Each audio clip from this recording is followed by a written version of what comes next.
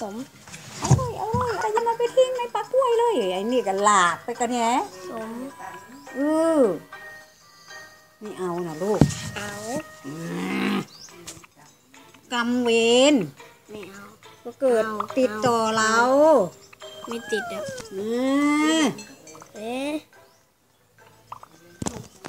บอกมันเนี่ยละอ่อนก็จะถ่ายกันละจะคุณให้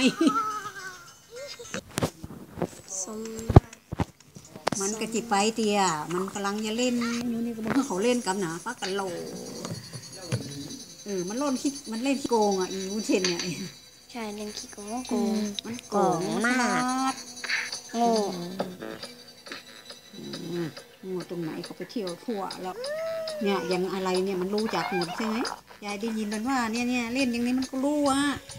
อะไรนะเด้อนี่เล่นที่นะ